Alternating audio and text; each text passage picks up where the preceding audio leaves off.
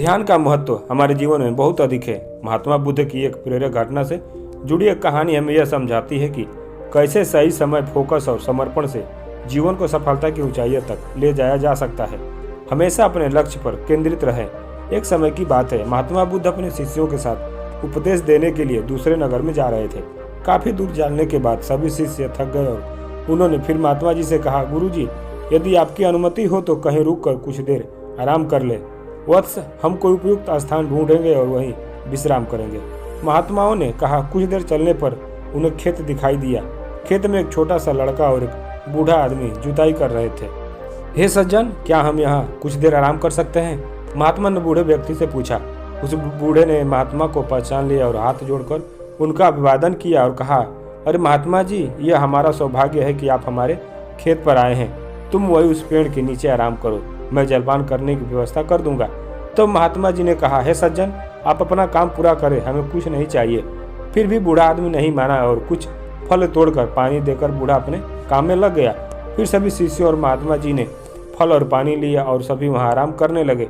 फिर बूढ़ा आदमी अपना काम करता रहा। फिर बूढ़े का पोता काम करते करते थक गया और मन ही मन सोचने लगा कि अभी तो आधा खेत ही जोता है, आधा खेत बाकी है।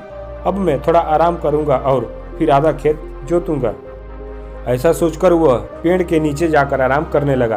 पेड़ की ठंडी हवा से बूढ़े आदमी के पोते की आंखों पर असर पड़ा, लेकिन बूढ़ा आदमी काम करता रहा। फिर जब तक बूढ़े का पोता सोकर उठा तब तक बूढ़ा पूरा खेत जोत चुका था। वह दृश्य महात्मा जी और उनके शिष्यों ने देखा। तब उनके शिष्य ने महात्मा जी से कहा, हे गुरुजी, इस बूढ़े व्यक्ति ने इतना बूढ़ा होने के बावजूद बिना आराम किए पूरा खेत जोत लिया और दूसरी ओर उसका पोता इससे छोटा होने के बावजूद भी आधा खेत जोत कर आराम करने लगा। ऐसा उत्साह प्रशंसनीय है। ऐसा उत्साह उन बुजुर्गों में दिखाई दे रहा है और उसका पोता थकान से विश्राम करने चला गया। तब बुद्ध ने कहा, हे वत्स, तुम ठीक कह रहे हो, लेकिन ऐसा इसलिए हुआ क्योंकि वह बूढ़ा व्यक्ति केवल खेत जोतने पर ध्यान दे रहा था, शरीर की थकान पर नहीं। महात्मा ने कहा, लड़के का ध्यान खेत जोतने पर नहीं था बल्कि अपनी थकान पर था। यह हमें सिखाता है कि अपना ध्यान हमेशा लक्ष्य पर रखें, कहीं और नहीं। इतना कहकर महात्मा जी और उनके शिष्यों ने बूढ़े को नमस्कार किया और अपने रास्ते चले गए। निष्कर्ष, इस कहानी के माध्यम से हमने सफल जीवन के लिए ध्यान और समर्पण के महत्व को देखा। हमें यह याद दिलाता है कि अपने लक्ष्य को प्राप्त करने के लिए हमें समय समय पर आराम करने की आवश्यकता है, लेकिन इसका मतलब यह नहीं कि हमें अपने काम में आलसी होने की अनुमति है। सही फोकस और समर्पण के साथ हम सभी चुनौतियों का सामना कर सकते हैं और अपने लक्ष्यों को प्राप्त करने में सफल हो सकते हैं।